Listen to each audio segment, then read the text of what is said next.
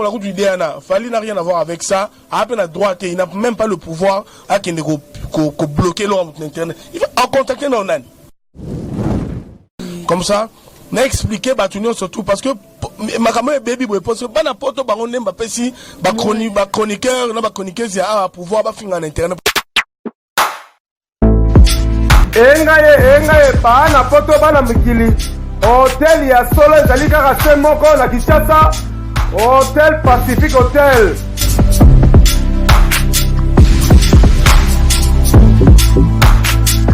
Ezali na balabala ya kitoko Kabamba Wangata, précisément na avenue Luvungi numéro 146 na commune ya Kisasa.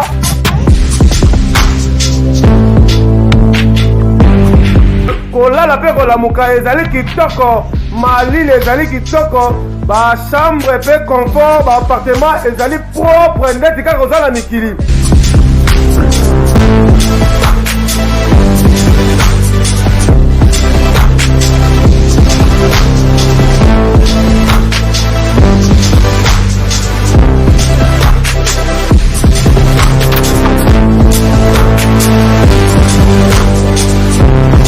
Kuna kolia cuisine africaine, cuisine européenne.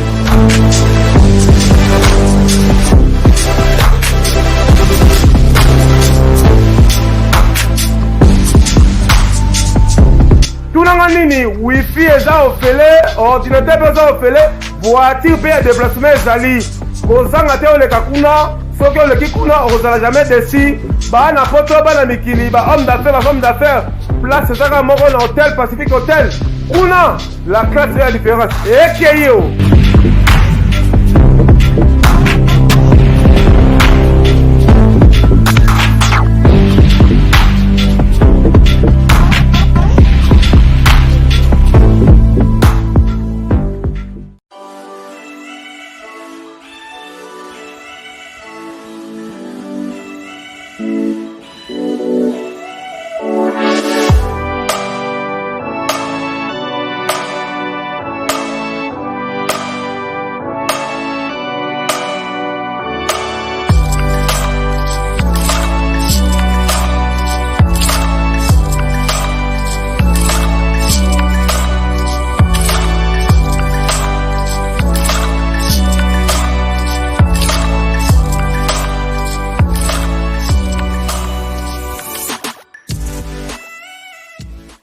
Oui, bonjour, internaute, nous sommes au suivre à Bissona, www.banca Télévision. Bienvenue dans votre émission Cours des Grands, une émission conseillée présentée par Marcien Nombia, la kamikaze de la presse, Kandenaïf Sabino. Marcien Nombia, toujours dans la Banca Télévision, Cours des Grands, émission Nanga, émission Yamoutouté, quoi. Faux Cours des Grands, comme Bimana, et ça a été, toujours dans la Banca Télévision. Et aujourd'hui, dans cette émission, je reçois pour vous un journaliste au passage à Sixé à Kinshasa. Kombo ya wech na indele tozo solo la actualité onyo sozali ko régner na internet et na la télévision na oya biso pe to kolobela makam politique tellement qu'il est intellectuel à ko aider biso vraiment na d'autres points ils semblent biso un peu équivoque. Et déjà là je salue mon invité qui est juste à côté de moi. Bonjour. Bonjour Marcel Nombia. Comment ça va? Ouais, doucement hein, on persiste. Voilà, on est là. Ah ouais, je suis sûr que l'internet va suivre Bisso. Pour comprendre déjà, Tozana, journaliste Mounene, Oyo, à ça que l'émission y a catch, et ça, celle journaliste, Oyo, à ça que l'émission y a sport, Oyo, ils ont très suivi, na Kinshasa, les gars, na CMBDJ. On a vu que à Songongo, à Soutanabiso, en beauté, non, vraiment, l'agence surtout y aller, l'association Nabino, je profite aussi pour vous saluer. Déjà là, toujours les cas et panayo, présentation, l'internet oiseau sur Abisso, Broyeba, qui est wedge, il fait quoi à part être à la télévision? Merci Marciano pour la parole. Premièrement, j'aimerais d'abord m'introduire auprès du public internet qui est en train de suivre. Moi, c'est M. White Ndokoumia, journaliste sur la CMBDJ et host TV, donc présentateur de show et speaker officiel de la Fédération congolaise de boxe, actuellement à Kinshasa. Ah oui, tout le monde a couplé souvent la télévision, tu fais les émissions et un catch. Est-ce que ça paye vraiment? Plus catch bon, dire que ça paye ou pas, ça je peux pas signifier ça tout à l'heure là. Mais ce qui est vraiment, je suis dans le catch américain, dans le divertissement. Voilà. Et bah catch Ezebele, bah catch congolais Izali. Mais ce qu'on a préféré donner au public, c'est le bon divertissement. Idée en est comment? Parce que tu es la seule personne au Salakango, très connue, aux fans. Stratégie en est comment? Bon, premièrement, j'ai un club d'anglais. Oui. Dans un club d'anglais parce que on a une salle journalisme à Liboso à Hong Kong. Côté décoré comme présentateur de show à Hong Kong et j'ai des amis anglais et américains. Dès qu'on a club d'anglais à Kinshasa, on se réunit chaque dimanche ou samedi. Oui. Ça dépend, il y a président, il y a semaine, où il permet à Bisso toujours en collaboration, échange des cultures entre culture française ou à Bisso Congo, la culture anglaise, il y a Liban, Daniel, surtout dans des permet à Ingaï. Na banane Bisso représenter Bisso il y a football. Na banane football. Mais avant, Nazalara porte-parole, il y a projet de Star Academy à musique. C'est moi qui passais à la télévision pour expliquer le projet. Et puis après, comme j'aimais la musique, et je me suis intégré dans le sport, j'avais compris que le sport, la culture, ils ont vraiment valorisé la carte sport que la musique. Ah oui, tout le bien, nous, JBM, production, agence de publicité, Kindawa, puis tu étais là-bas. Ouais, j'étais là, mais ce qui est vrai, les choses étaient un peu éparpillées parce qu'à l'époque, on était en train de tâtonner. Hein. Au moment où on a des démos, vous avez vraiment solidité. Vous maîtrisez matière, on a bien été. Vous avez tâtonné, vous avez s'éparpillé après et c'est dissolvant car mais bon, matière on a autre chose qui est. Ah ouais. Là, sur que internet vous suivre vous comprendre inviter nini tous années la plateau à court d'écran. Tout le belana nos actualités aux amis colo aux les gars. Nous ça la télévision, ils allaient sous-valoriser mambo belé yo étant que professionnel au Tangeli. Qu'est-ce que tu peux dire sur ça? Bon, on a eu premièrement, on a condamné Batunion sur le secteur Nyoso. Hein? Oui. Parce que si on a eu un sujet à Boye, merci d'abord on a abordé le sujet à Boye. Oui. Et permettre de répéter ça à cadre et à réflexion. Oui. Pour te trouver une solution à un problème qui s'est passé dans le monde du journalisme. Oui. Alors, et là on a Kanda. Une question posée et puis on a Kanda. Pourquoi? Ça m'a énervé parce que non, on a exactement ce qui moutou. Photo zone à niveau, ou bien photo yoka et puis tout mettre en pratique. Et là on a mis. C'est-à-dire? Parce que tu yoka a été.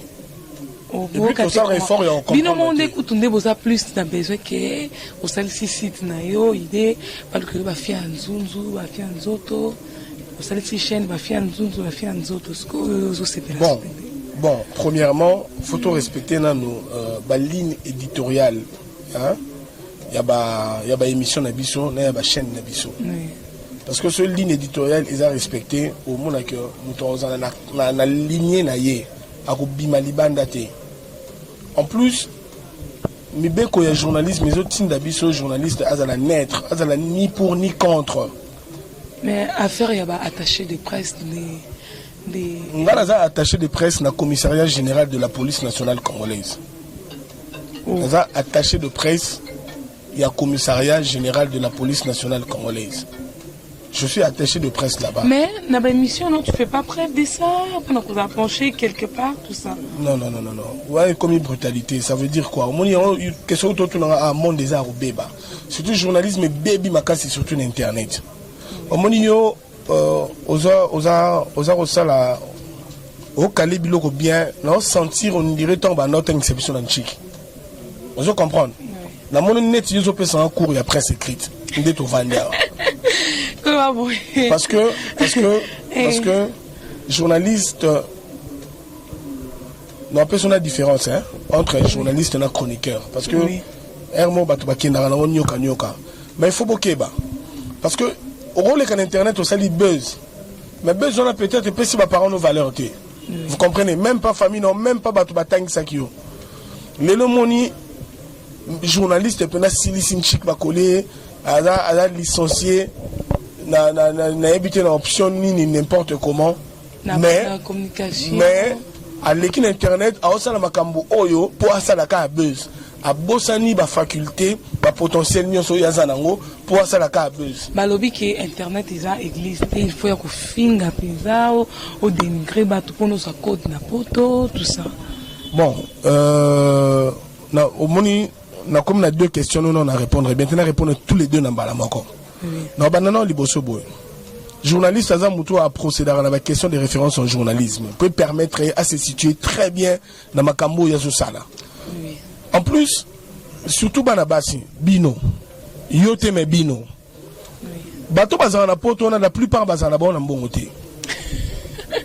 Je vous dis la vérité. Moi j'ai une grande famille en Europe. La plupart Bazana Bon en bon côté. La plupart. La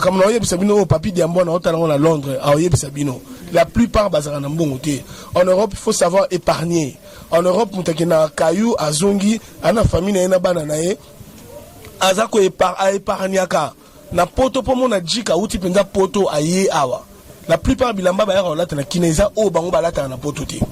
Est-ce que vous comprenez? Les longs d'écoute, comment on l'a tababilambango? Parce que Moutouno ça prépare. Dès toute émission, on a préparé une chemise, va repasser les gars. Bien sûr, très bien. Voilà, merci beaucoup. Mais Bilamo, on a pongé ça, vous comprenez qu'on a préparé.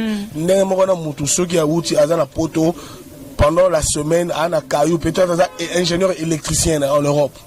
On faut travailler bien, mais à la salopette, combinaison toute la semaine. Mais moi la photo me soit Kanya tu vas Givenchy à la type mais il n'a pas tout le temps de mettre tout ça là-bas et puis il n'a pas de l'argent pour faire de bêtises avec bisosko on a biso mibale na biso au moins la journaliste c'est peut une chic bien à kin on est dans la vidéo bah il sur compte internet aux amours sa poto I don't care about these fucking things so ça wrong wrong way non yo donc là il a une chic na ngai pour nos amours si moi na poto. Quand on est comme Achida, ceux qui osent moi si n'importe au confirmé, ne va faire belé, se rendre comme charge. Ça n'a pas de sens. Bah chérie n'importe parce que smig bazali. Ils ont lose time for nothing. Ils ont obéi ça erno pour rien parce que la femme que tu vas prendre en Europe là-bas, elle-même elle se cherche. Aolukambo pour la famille naie, na bana naie. Na bandeko na ye azako na bandeko musubaza asoke na moni na kisen sur li kolo kuna ba famille baza kuna ba souffrir moment na ndeko pasa na poto mais a osala iloko te pour la famille vous comprenez moi petit chéri moi soit disant journaliste on va appeler journaliste pété bon pour vous dire vrai appeler journaliste pété c'est quelqu'un qui sait qui a le courage de parler qui n'a même pas maîtrisé la langue française au exemple on a biso à Congo au biso on a biso dans lingala te faut faire très attention. Tout le temps chic na français, lettre administrative, tout comme en français, nous surtout ça à pose en moussa là-bas c'est en français, c'est pas en lingala. Si on est naïba, yo étant que professionnel, na ndenge au sein de la télévision à kin parce que la structure est amakasi. Journaliste ami lobi kinga na komi na charge en tout, na finga na ka bato après sous bato sous na poto baso benga baso tinda ba code. Voilà, ça journaliste parvenu. Ça veut dire à commis journaliste par patienté. Hein? Moi j'ai étudié dans l'école primaire, dans salon école Massamba, dans Limba, dans Botango. Hein? En Europe, à l'école primaire, moi j'étais enfant soleil, à l'école Massamba. Et puis, chaque fin de récréation, on peut se papier, totanga. Papier à journal, il est na boutou, totanga yango. L'école, na balcon. À l'école primaire, je vous dis. Donc, on a ça, le journalisme, pas pour gagner de l'argent, mais pour ma passion. Donc, c'est le travail que je sais faire. Alors, vous comprenez directement que une vision parce que le journalisme est mais il faut tendre et coca faut relation faut écrire un projet. Si on a évité micro na internet, tu vas comme plus na idée, azo zwana micro avec yo to vendre to bando finga na bisoneti monsieur X ça zo après écoute tu vas vu mais mon toyo a yambi vraiment netinga na yo boye tala bazobo bazapé na bon wana azana faute te mbongo écoute c'était soso tambola voilà justement ngai siko wana na condamner bato wana te. Bato bosa biloko wana ngapona nga bosana na binango parce que erreur ezali na ba consommateur parce que ngapona ba no finga mutu lelo fona yeba ke bato ba hotala vous comprenez lo finga po yebi ke bato ba hotala vous comprenez un peu alors la plupart bato ba hotala ba biloko no bazo attendre bango ba na poto au moins vraiment mutu na France un bon monsieur a vu télévision na chango YouTube papa akala ba date ba date nyo soki ya émission o ba finga rabatu avant si moi peut-être bana ba collaborer ba otala ndenge peut-être journaliste tel a finga peut-être mutumo ba leki écoute za tana renté ya ngana yebisa bino la plupart yo tokutana ba reportage belo sa musala mais ba journaliste belo o bomona na poto ana kin to yebi bangote on a poto na zo finga na poto sko zo finga bino kuna boyebi ka ana gaz. Ici, bayebi était les canaux chaîne moroté, tout ça est long moment pété, même l'internet pas à peine à respecter. Vous comprenez? À peine à respecter. Bayebi était. On a bani Congo Mobimba, l'émission de sport il y a catch américain, mais ça coûte ma musique té. Voilà. Ce qu'on stratégie on a nous et à comment on a qualité sport on a au moment où ils étaient la catch la sauter les choses les interpréter. J'avais juste le souci de donner un bon divertissement. Oui, j'avais juste le souci de donner un bon divertissement au public. Je ne l'ai pas fait pour de l'argent, mais il y a un projet. Il y a un projet calamité bon monde en kine et au ningana parce que bah catcheur américain bah 7 je parle avec eux directement comme ça. Donc on a un projet mon photo bing ça bon bah awa na sur ce comédien bah partenaire bah annonceur il y a bien bah mon ami et puis tout ça là on a lancé appel même na batu oyo bah on va croire nango parce que j'ai des vidéos bah tinde nga déjà bah ça li bah annonce que bah oya donc tout ça là yango tout ça donc tout le bela news oyo la mort il y a DJ Arafat tout le monde va musicien belé bah ça les lié nzembo ya hommage bah musicien congolais mais tout le monde était concert na biso Karine à Mbeli, mais la vidéo a été bloquée. Les gens disent soi-disant que c'est Fali, pour pas qu'il y ait derrière tout ça. Est-ce que le niveau président Fali qui peut faire ça? Quelle analyse ou bien point de vue niveau? Bon, premièrement, n'a pas de réponse clé. Hein? En tout cas, Boyo très bien. Je n'ai pas regardé cette vidéo. Je n'ai pas suivi tout ça. Mais je veux vous dire déjà que ma caméra que battu belé les gars internet même pas logique internet ne fonctionnera. Alors journaliste était obligé de personne commencer au chronifoiti. Voilà. Pour un bon chroniqueur, toi une chroniqueuse il y a bien. À sa chroniqueuse, toi chroniqueur ça la presque n'importe mon journaliste. Ça veut dire chroniqueur ça muto maîtriser la langue wana d'abord au ça là et pas en époque au événement moi ça la ça commentaire. Donc bazana musala parce que attribué à peu près un journaliste, chroniqueur. Chroniqueur les amusala babete. Chroniqueur ça peut mutu moro boye oyo. Azo taper sur succès il y a événement mo eza enchaîné par exemple. Moni net DJ Arafat auto kufa boye. Ngala ko za journaliste c'était mais so na yebi ko loba na ma formation moko boye. Et qu'on permettre ngala comme chroniqueur et puis en fait na faire voir public na beaucoup de qui m'a donc dans l'accès public événement on a du début à la fin mais d'une manière respectée. Si qu'on aurait battu au lieu de ça va détourner si ça non la question. OK. Alors Makambouya DJ Arafat Obi concert Karine a publié qui les vidéo a embellier chanson tout ça yemoko mtayembi il n'a qu'à tuer les son mot DJ Arafat par exemple. Bon, ok, c'est pas grave. Moi, je n'ai pas regardé ça. Mais tu as expliqué bien que Internet fonctionnera bien. Ceux qui déjà aussi sont originaux, il y a artistes wana. Au tien on a 4 vidéos, on a des extraits il y a 3 minutes. Il y a pas ok, ceux qui artistes on a à protéger bah son aïe surtout. Pour artiste belé bah évoluer. Ah quand des artistes bah na bon valeur avant kamwala. Misu ba yebité. À part Fali Poupa. À part basé belé. Basé belé papa chéri, basé belé au ba yebi. Monsieur Bayebi mais la possibilité quand la relation la possibilité au bako salé nous salana pour que biloni comme protéger. Alors ceux qui consort wana chaki vidéo en tout cas merci na nous ndenge à salaki azoyi souci ya au côté studio soit que ça ko chez vidéo mo pour hommage artiste moi munene pe ya Africa auto tikabiso mais ceux qui na kata vidéo wana ils na ba extrait original ya artiste wana automate bango moko ba régler yango et ko bloquer. Artiste moroté, même pas le président de la République, on a droit à bloquer vidéo sur Internet. On a droit à noter. C'est l'artiste lui-même qui protège ses éléments. Donc, on a droit à noter. Bon, on a une idée, moi je parle pas avec Fali. Hein? Je parlais avec Kofi Olomide, je parle avec Jibin Piana, c'est mon vieux. Je parle aussi avec Weranson, artiste Belé, même il y a Maison Mère tout solo là bien, par politesse. Mais ata artiste mo taza na droit a bloquer là on ndeni pour internet et à gérer par Bundele.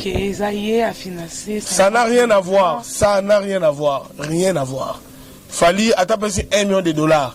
A droit wana te.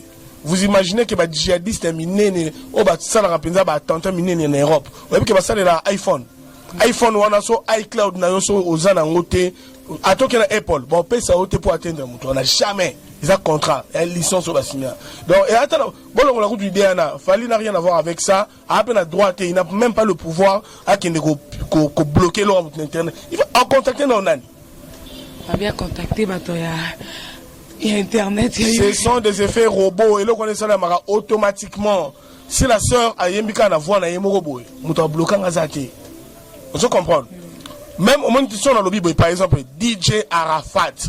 Ceux qui sont DJ Arafat, ils ont protégé. Internet et reconnaître Yango. Et qu'on bloqué. Ceux qui vont protéger Yango à niveau. Je te dis. Oh, il y a DJ Arafat. Non, je te donne un exemple. Non, je te donne un exemple. Même dans Google traduction, si on a dit tonight, au monde si on a dit tonight, au monde est comme l'inga yango siko, et comme l'inga, et comme l'inga yango. Donc reconnaissance audio.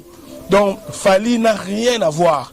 Fali Poupa, hein? Babena mutupe vieux te mena âge à grand frère, hein? Mais so babi que zayo vanano, on a droit au salon côté. Concert on n'a pas le binete que Ezayo. Batouka internet n'est pas le bal, par rapport à moi en plein voilà. Donc mais je pense pas. Ça n'a rien à voir. Rien à voir. Ah ouais, n'a sûr que vos éclaircissement et pas ya ouais. Donc on commence déjà presque à la fin. Nous autres milité parce que aux ana conférence mon quoi bientôt là et n'a évité ce que tu lis tout le bas. Lelo ni okoko senga na président de la République Escafati pour na assailler la biso ba journaliste parce que moi mbilinga côté trop na presse autour a besoin structurer code. OK, premièrement avant la lobango, excusez-moi. On remercie nos bateaux ba mbibiso awa hein, tout ça ana lemba na boutique d'habillement Gulin Extra. Merci beaucoup na Gulin Extra Yemoko, voilà. Il y a la mystique tout ça, n'a pas d'idée minuscule, na Djibril Kabongo au ba assister biso lelo pour que ba passer beau cadre pour que monsieur les gars dans le silence. Voilà. Alors pour la présidente de la République, la première de choses, hein, faut non biso non bon non avant il y a ça quelque chose, faut biso mon nom ba journaliste. Il faut tout se répertorier. Et aussi un ministre moi information à Zadi. Ministre ouais. À côté de internet, on a côté de la télévision voilà, voilà. Et puis faut nous baba nana ko koloba. Savoir écrire et parler en même temps, écrire et parler en même temps. Et savoir eux bah journalistes ont une expérience, non expérience mais bah potentiel bah nengi à exploiter parce que sinon on a na mutumo auto tumbane matiti na poubelle na simanda kuna ayebo abimi journaliste ndenge basalaki makamo Joseph Kabila c'est pour na ba artiste ba pesa ba artiste mais ba yamba ka ba artiste moko boy tout monde qui mais tant montant bon moi bimi mais voilà, donc il peut s'agir des bandades. Ah ouais, merci vraiment d'être disponible dans les canaux émission. On a sûr que vos éclaircissements n'a pas point sur vous avez commis tout nisama. J'ai salué Jolie Attal, les patrons des Translation 7 à Londres. Je suis sûr que toi dans la problème document entreprise les amants qui aider pour avoir document avec facilité. Il y a Jolie Attal à Translation 7. J'ai salué ici dans la caméra et merci vraiment à Yves Massani et à Begandongo le meilleur de tous les temps. Je suis toujours meilleur. Je t'ai salué à Begandongo, Clara Kalombo, la crème des mandales. Quelques dédicaces, mais toi, on peut s'élever déjà. Ouais, c'est bon, la caméra, on s'élève. Ok, est-ce que il faut la salle, il faut la salle dans les boissons. Il faut la remercier dans mon temps en Angaï. Eric Papi Diamboana à Londres, à Otalango, Olivier Ngwende, salutations spéciales à Enis Ndoukoumia, ma petite sœur en Belgique. Merci à Sandra Mayer en France, Amédée Poutine, hein. Donc, yo vraiment chic éclat. Merci beaucoup à l'association Banalemba. Merci Pélissousou. À mon grand frère Eddie Mosengo. Hein? Eddie et Elodie na France. En tout cas, vous êtes en train de regarder Oyezali, Banca Télévision, plein succès dans l'émission Nayo, cours de grand. Nayo ka yipé ke ba cours de grand ngobi mais il faut pas s'inquiéter. Travail à moto. Ataba bimisa 15. Original et banaka parce que projet les ayo mom tokoma qui ont pour quelqu'un. Bon ça non mieux qu'ayoté. Voilà, donc let's fuck it off. Tika bango na position na bangwala. Mais nous sommes à Kinshasa. Vraiment, Kanda et l'équipe Makasi.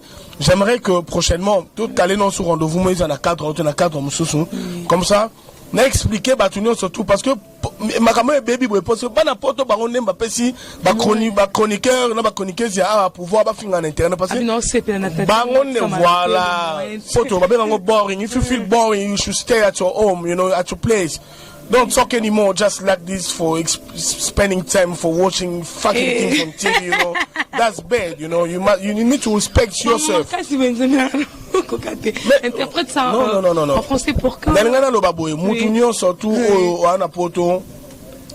Donc, perdre de temps inutilement pour la TV, petit on a théâtre, ou vous tu peux bien ou tu peux petit moi ça la théâtre, mais petit on a ce qu'on a comme projet d'avenir ndeni que lobby pas ton immeuble tout ça, pour yo mon poto européen ça jamais 5 000 €, jamais, on ira à $100.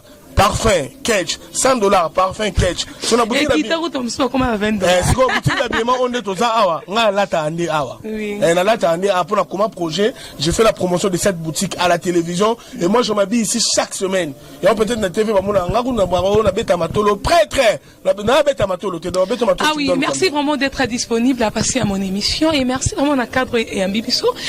Les noms m'ont échappé, les noms des Guilain Extra, Bambote Nayo. Pe na pesimote na bato surtout botala ranga papa GG Kalonda so ni bakabelo bien pas GG Kalonda et ça la vraiment bien Titi de Bundes chance Umberto na Bosante César Ilenda ici à faire Carwesh Bambote Nayo et dans l'ombre César Ilenda. Bye bye, à la prochaine, beau s'abonner et ça va vraiment bien. Je fais des gros bisous à mon fils Faustino, l'amour des mamans, le joie des mamans.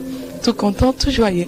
Si des invités sont les leurs problèmes avec moi ou comment, je sais pas, et beau s'abonner, et belé, et ça là vraiment bien.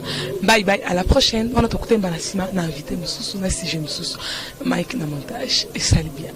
Bye.